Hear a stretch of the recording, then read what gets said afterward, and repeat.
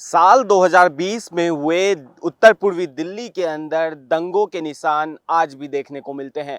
नमस्कार, मेरा नाम जितेश मिश्रा है और आप देख रहे हैं पंजाब केसरी। आपको बता दें कि साल 2020 में उत्तर पूर्वी दिल्ली में जो हिंसा हुई, अब 6 साल बाद जो है उस हिंसा में पीड़ित अंकित शर्मा जो थे उनके परिवार को अब इंसाफ मिल चुका है। आपको बता दें कि आईबी अधिकारी अंकित शर्मा जो कि ड्यूटी पर तैनात थे, अपनी ही गली में तमाम लोग जिन्होंने उनकी हत्या की, उन तमाम लोगों को वो जानते थे। उनके धर्म की पहचान को लेकर जो है ये हत्या की गई थी। आम आदमी पार्टी के पूर्व पार्षद ताहिर हुसैन पर जो है ये आरोप लगाया गया था। लंबे समय से जब ये आरोप चलता रहा तो आम आदमी पार्टी ने ताहिर हुसैन को पार्टी से तो निष्कासित कर दिया, पर वो अपने तमाम जो भी उनके खिलाफ सबूत थे, तमाम जो आरोप थे, उससे वो निष्कासित नहीं हो पाए। 2026 के में आपको बता दें कि बीते दिनों जब करकरडूमा में जज प्रवीण के द्वारा जो है एक बेंच बैठी, उस दौरान जो है ताहिर हुसैन के साथ साथ 5 अन्य लोगों को आरोपी घोषित किया गया। वहीं अन्य 12 लोग जो इसमें पहले से आरोपी घोषित किए थे उनको रिहाई दी गई। इस पूरे मामले पर जब ताहिर हुसैन को आरोपी घोषित किया गया, जहां एक तरफ आईबी ऑफिसर अंकित शर्मा के परिवार के आंख से आंसू झलक उठे, वहीं फूट फूट कर कोर्ट परिसर में ही जो है ताहिर हुसैन भी रोने लगे। हो सकता है उन्हें उनकी गलतियों का एहसास हो गया हो कि किस तरह से धार्मिक पहचान को लेकर लोगों को भड़काया और अपने घरों पर लोगों को जमा किया। पेट्रोल बम, पत्थर, चाकू, तमाम चीजें जो हैं वो मुहैया करवाई एक आईबी अधिकारी की हत्या के लिए। 51 जख्म के निशान जो हैं उस आईबी अधिकारी के शरीर पर पाए गए थे। इस पर और भी ज़्यादा जानकारी देने के लिए हमारे साथ मौजूद हैं अधिवक्ता सूरज, जिनसे हम जानेंगे कि किस आधार पर जो है ताहिर हुसैन और उनके साथ 5 लोगों को जो है ये पूरी सज़ा सुनाई गई है। क्या था कोर्ट रूम में पूरा उस दौरान चल रहा। अधिवक्ता सूरज है हमारे साथ। सूरज जी, क्या था ये पूरा मामला, किस आधार पर जो है ताहिर हुसैन को अब जो दोषी है वो करार दिया गया है? जी, पहले तो आपके सभी दर्शकों को नमस्कार। इस केस में जो दिल्ली दंगे में जो आरोपी हैं ताहिर हुसैन और उसमें 4 और लोग जावेद, नाज़िम, कासिम और जावेद, इन पांचों के ऊपर तमाम प्रोसिक्यूशन एविडेंस, डिफेंस एविडेंस होने के बाद ऑनरेबल जज जो है करकरडूमा कोर्ट के प्रवीण सिंह, उनकी अदालत ने कल 13 जुलाई को जो है उनको दोषी करार दिया है। और जो sentence of argument on sentence है वो 2-3 दिन बाद की डेट उन्होंने रखी है कि जो क्या सज़ा दी जाएगी। और जो अंकित शर्मा थे आईबी ऑफिसर, उनके मर्डर के चार्जेस भी उनके फ्रेम वो प्रूफ हो गए हैं। यानी जो अंकित शर्मा के थे उस मर्डर चार्जेस, किडनैपिंग के, अबडक्शन के और दंगा फैलाने के चार्जेस इन पे बने हैं पांचों पे। और कुछ लोगों को रिहाई मिल गई सबूत के अभाव में। इनको प्रोसिक्यूशन ने बियॉन्ड रीजनेबल डाउट प्रूव किया है कि यही ताहिर हुसैन, उनके सारे लोग जो हैं वो किए थे। मर्डर वेपन भी रिकवर हो गया, बहुत सारे दंगा फैलाने के, जैसा कि आप बता भी रहे थे इंट्रोडक्शन में, बहुत सारे सामग्री, पत्थर, पेट्रोल बम, सारी चीज़ें मिली। और जिस तरीके से ब्रूटली मारा गया अंकित शर्मा को और फिर वो खौज खास के नाले में मिला, तो मैं मानता हूँ क्वांटम ऑफ सेंटेंस में जब चीज़ें होंगी, परसों तरसों में आर्गूमेंट होना है डेट फिक्स पे, तो उस पर जो पीपी हैं पब्लिक स्पेशल पब्लिक प्रोसिक्यूटर, वो इस पर पूरा कोशिश करेंगे। उनका कहना होगा ऑनरेबल कोर्ट से कि इनको जो है रेयरेस्ट ऑफ रेयर केस मानते हुए फांसी की सजा मिलनी चाहिए। और जो ताहिर हुसैन के अधिवक्ता होंगे वो कहेंगे कि भाई इनकी रहम की जाए, थोड़ी सी जो प्रिस्क्राइब सेंटेंस आजीवन कारावास है कम से कम सजा दी जाए। लेकिन चूंकि मर्डर के केस में जो मिनिमम सजा है वो आपका लाइफ इम्प्रिजनमेंट है, तो होपफुली मान के चले 2-3 दिन के अंदर जो अभी आर्गूमेंट होने हैं, आर्गूमेंट ऑन सेंटेंस, जो कितनी सजा मिलेगी, अभी वो दोषी करार दिए गए। इसी को देखते हुए उनको वो अदालत के अंदर रोने भी लगे थे, उनको पता है और सारी चीज़ों को देखते हुए। और मैं मानता हूँ कि जो सर्कमस्टेंशियल एविडेंस, जो जिस तरीके से उन्होंने अंकित शर्मा पे शरीर पे 51 जख्म के निशान थे और सारा जिस ब्रूटैलिटी के साथ उसने मारा और उनके और लोगों ने मारा, तो मैं मानता हूँ कि इनको डेथ सेंटेंस अवार्ड होनी चाहिए। तो ये चीज़ें पूरी हुई हैं। अब आर्गूमेंट ऑन सेंटेंस हर्ड हो जाएगा इसी हफ्ते में, तो मुझे ऐसा लगता है कि उनको फांसी की सजा मिलनी चाहिए। बाकी उनके बाद उनके ऊपर वो हो जाएगा, स्टेट कस्टडी में इनको भेज दिया जाएगा मंडोली जेल में। उसके बाद उनके ऑप्शन है कि फिर वो हाई कोर्ट में अपील करें, फिर सुप्रीम कोर्ट आए, वो उनका अपना राइट है, कॉन्स्टिट्यूशनल राइट जो एज पर सीआरपीसी और बीएनएसएस है वो कर सकते हैं। फिलहाल के लिए उनको दोषी करार दिया गया है और जो सजा है विद इन 2-3 डेज उनको डेट फिक्स पे आर्गूमेंट ऑन सेंटेंस करके उनको सजा भी अवॉर्ड करके फिर उनको जुडिशियल कस्टडी, अभी तक वो स्टेट कस्टडी में थे, अब उनको जुडिशियल कस्टडी में थे, अब उनको स्टेट कस्टडी में ले ली जाएगी। तो अब वो सरकार की निगरानी में रहेंगे जब तक कि वो अपील डिसाइड ना हो जाए फिर। और जो केस लग रहा है मुझे प्रमा फंसा है, मैंने भी चीज़ों को देखा है बहुत नज़दीकी से, इनको ऊपर हाई कोर्ट से भी सस्पेंड ऑफ सेंटेंस बेल मिलने की गुंजाइश बहुत कम है, क्योंकि इनकी एक्टिव इन्वॉल्वमेंट और सारी चीज़ें सर्कमस्टेंशियल एविडेंस और डायरेक्ट एविडेंस की चीज़ें प्रूफ हुई। और प्रोसिक्यूशन ने और स्पेशल पीपी ने बहुत ही तमाम गवाहों को एग्जामिन करने बाद, कोर्ट एग्जामिन करने बाद इनको किया। और सेशन कोर्ट में जनरली बहुत एक एविडेंस को कंक्लूड किया जाता है, एक एविडेंस को एग्जामिन किया जाता है थॉरली, तो मैं मानता हूँ कि अगर कोर्ट इस नतीजे पर पहुंचा है कि इनको दोषी करार दिया जाए तो ऊपर के कोर्ट से राहत मिलेगी, इसकी संभावनाएं कम है थोड़ी सी। तो सारा चीज़ को देखते हुए चीज़ें हुई हैं। बाकी आप उनके राइट्स हैं, कल को अगर अपील हाईकोर्ट रिवर्ट कर दे या हाईकोर्ट सेटिस्फाइड कर दे तो हाईकोर्ट तब का तब देखा जाएगा। फिलहाल के लिए उनको दोषी कर दी गई। सर किन किन आधारों पे जो है कौन कौन सी धाराएं लगाई गई हैं ताहिर हुसैन और उनके साथियों पे? बिल्कुल, बहुत सा दंगा भड़काने की धारा लगाया था, 302 लगा था, 148 लगा था, फिर आर्म्स एक्ट 25, 59, 54 लगा था। फिर उसके बाद जो है इनमें इम्यूनिटी के चार्जेस भी लगे थे और फिर कम्युनल कॉन्स्पिरेसी के चार्जेस लगे थे।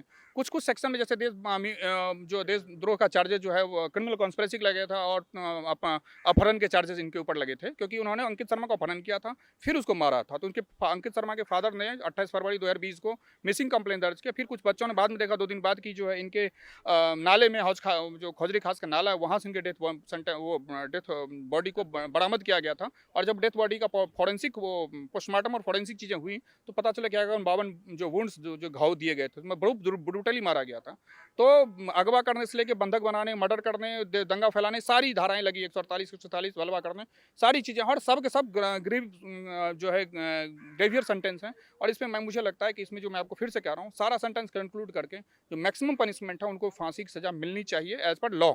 अब बाकी तो ऑनरेबल कोर्ट जो डिसाइड कर दे इस पे कहना थोड़ी जल्दीबाजी होगी, लेकिन जो एज पर मुझे जितनी कानून की समझ है, मैं विधि सम्मत समझ कह सकता हूँ, जो उनको अवार्ड होगी और डेथ सेंटेंस होगी। क्योंकि जो रेयरेस्ट ऑफ रेयर जो बच्चन सिंह का जजमेंट था, बच्चन सिंह स्टेट ऑफ पंजाब 1980 का जजमेंट था, और फिर माछी Singh versus state of Punjabi 1983 का, और फिर आपका 2004 का भी एक जजमेंट है जो वहाँ का बंगाल का जजमेंट है। तो उसको देखते हुए मैं मानता हूँ कि ये चीज़ें जिस तरीके से बॉन्ड आउट दी गई हैं तो इसमें इनको जो है फांसी की सजा अवार्ड हो सकती है, ऑनरेबल जज कर सकते हैं। फिर वो उसको हाईकोर्ट से चूंकि जब फांसी की सजा दी जाती है कन्फर्मेशन हाईकोर्ट होती है, हाईकोर्ट से कन्फर्मेशन सजा होगी, वो सजा के बाद उनको फिर हाईकोर्ट में अपील करने का उनका ऑप्शन होगा। धनंजय चटर्जी का जजमेंट हुआ, Dhananjay Chatterjee versus state of West Bengal का जजमेंट 2004 का था, उसमें भी चीज़ें बताई गई किन किन सिचुएशन में आपको डेथ सेंटेंस मिलेगी, फांसी की सजा हो सकती है। तो वो सारी चीज़ों को आगाह करते हुए प्रोसिक्यूशन अब कोर्ट से ये दलील देगा कि भाई इनको फांसी की सजा होनी चाहिए। बाकी कोर्ट दोनों पार्ट के आर्गुमेंट सुनने के बाद जजमेंट के लिए रिजर्व करते हैं। वो सेम डे देते हैं या 2-4 दिन बाद का देते हैं, क्योंकि मोटा मोटी एग्जामिन होने के बाद उनको कन्विक्शन तो मतलब कन्विक्शन हो गया, गिल्ट फाउंड गिल्ट पाया गया है। अब देखना यह है कि सेंटेंस पे जो आर्गुमेंट होता है सेम डे ही प्रोनाउंसमेंट हो जाती है, फिर लेते हैं। जनरली जजेस सेंटेंस पे आर्गुमेंट सुनने के 2 दिन बाद 3 दिन बाद रिजर्व कर लेते हैं कि हम पर्टिकुलर एक डेट को हम देंगे कि भाई सेंटेंस ऑफ आर्गुमेंट जैसे आज होनी थी, आज हो गया तो हम ये कह देंगे कि जी फ्राइडे को हम रख रहे हैं इसको प्रोनाउंसमेंट ऑफ जजमेंट। तो इतना तय है कि सेंटेंस मिलेगी, मिनिमम मिलेगी लाइफ। ये बात है कि मर्डर केस में चार्ज प्रूव हो गए 302 के, 302 में एज पर 302 अब जो 103 हो गया BNSS में, उसमें आपको मिनिमम सेंटेंस जो है वो लाइफ इम्प्रिजनमेंट। तो ताहिर हुसैन कम से कम आजीवन कारावास, आजीवन कारावास मीन टिल नेचुरल डेथ। अब ये जज साहब उसमें लिख देंगे टिल नेचुरल डेथ कि जब तक कि आपका वो है, कम से कम अब जो आपकी जीवन के लास्ट जो है आप जेल के अंदर ही मरेंगे। आने वाले टाइम में हाईकोर्ट इस चीज़ को मॉडिफाई कर दे, पलट दे, वो अलग बात है। फिलहाल डिस्ट्रिक्ट कोर्ट में जो जज प्रवीण सिंह है वो इस चीज़ को बहुत संजीदगी से देख रहे हैं केस को, और मुझे लगता है कि आने वाले कुछ ही टाइम में फाइनल प्रोनाउंसमेंट हो जाएगा तो उनको सजा जो है बरकरार हो जाएगी। आम आदमी पार्टी के ओखला विधानसभा से विधायक अमानतुल्लाह खान और तमाम जो आम आदमी पार्टी समर्थक या फिर लेफ्ट लॉबी बोले, मुस्लिम समुदाय बोले, उनका ये कहना है कि ये डिस्ट्रिक्ट कोर्ट के द्वारा जो जजमेंट है वो जजमेंट गलत है, कोर्ट पे विश्वास नहीं जताया। उनका ये कहना है कि उच्च न्यायालय जब पहुंचेंगे तो इसमें जो है प्रॉपर तरीके से जो है जांच होगी और उसके बाद जो है ताहिर हुसैन को सच जो है वो सामने आएगा और उनको उनका इंसाफ मिलेगा वापस। हाँ बिल्कुल, अगर ये उनका कहना है तो ये कर सकते हैं, लेकिन मैं मानता हूँ कि कोई भी राजनीतिक दल का आदमी हो उनको न्यायालय पे भरोसा दिखाना चाहिए। यही अगर वो जेल में चलेंगे फिर उनको कहेंगे किसी भी, देखिए आपकी राजनीतिक आकांक्षाएं कुछ भी हो सकती हैं, आप आम आदमी पार्टी हो सकते हैं, कांग्रेस, BJP कुछ भी हो सकता है, लेकिन एक व्यक्ति को मैं आपको बता रहा हूँ, अपील करना आपका राइट है। आप हाईकोर्ट जाइए, सुप्रीम कोर्ट जाइए, प्रेसिडेंट के पास जाइए, वापस सुप्रीम कोर्ट आइए, क्यूरेटिव लगाइए, रिव्यू लगाइए, वो आपका राइट है, आप लगा सकते हैं, कोई मना नहीं। आपको संविधान वो आपको इजाजत देता है, CRPC BNSS आपको इजाजत देता है। लेकिन ये जज के ऊपर कहना कि गलत है, उसको धार्मिक आधार पर देख के दिया जा रहा है, ये सब गलत है। आपको इस तरीके से बचना चाहिए, और ये कंटेम्प्ट ऑफ कोर्ट है, इस पे माननीय कोर्ट को इस बात पे संज्ञान लेकर उनको जेल में करना चाहिए। दूसरी बात, जो अगर आपको ऐसा लगता है कि कोई एविडेंस को ओवर साइड किया गया, कुछ देखा नहीं गया, कुछ, तो आपके पास राइट है, हाईकोर्ट आइए ना, किसने मना किया। हमेशा ही कोई कोर्ट फाइनल कोर्ट नहीं होता, इवन कि हाईकोर्ट सुप्रीम कोर्ट में भी खड़े हैं इस परिसर में। 136 में हम लोग SLP लगाते, फिर 137 का रिव्यू होता है, फिर क्यूरेटिव होता है, बहुत सारी चीजें ऑप्शन होती हैं।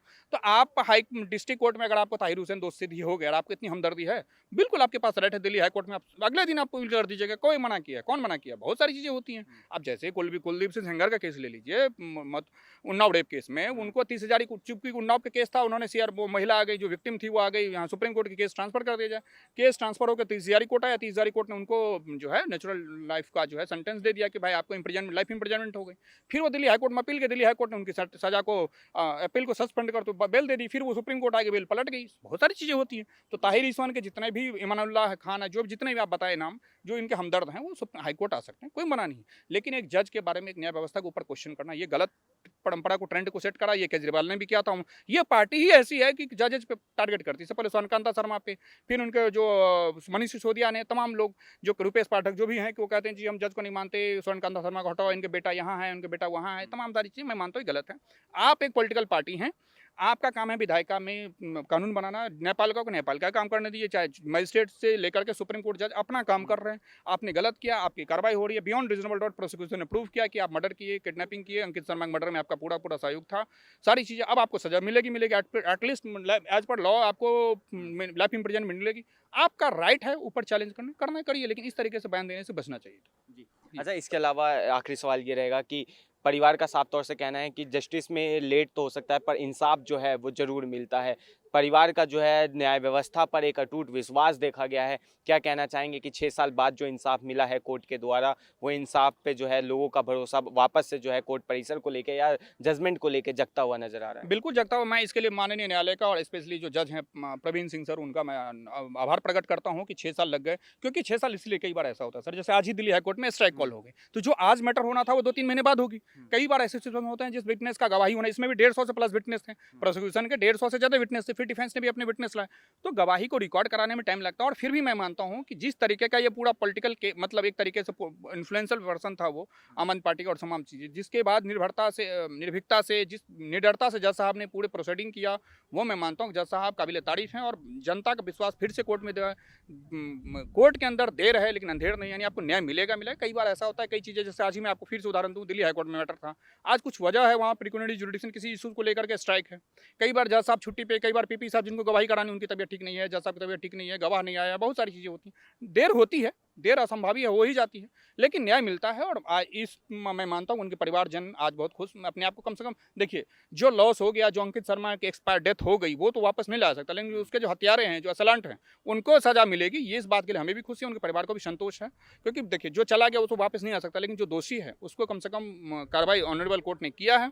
और मुझे मानता हूँ कि अगले 5-7 दिन के अंदर ही जो है इनको जो है सजा बरकरार करते हुए, सजा तो हो ही गई है, सजा क्या मिलेगी इस पे ऑनरेबल कोर्ट डिसाइड करेगा। और मैं अपने तजुर्बे से सकता हूँ कि इसमें जो चीज़ें हो रही हैं, जो सर्कमस्टेंशियल चीज़ें इंगित करता है, जिस तरीके से वुंड उन्होंने दिए हैं, वो कम से कम उनको फांसी की सजा हो बरकरार उनको मिलेगी ही मिलेगी, ये मेरा काम है। बहुत बहुत धन्यवाद सूरज जी, तमाम जानकारी इस केस को लेकर देने के लिए। ये थे हमारे साथ अधिवक्ता सूरज, जिन्होंने ताहिर हुसैन दिल्ली दंगा 2020 केस को लेके तमाम अपडेट्स जो हैं वो हमें दिए। बहरहाल इससे ही तमाम अपडेट्स के लिए देखते रहिए पंजाब केसरी। मैं जितेश मिश्रा, कैमरा पर्सन रोहन के साथ, धन्यवाद।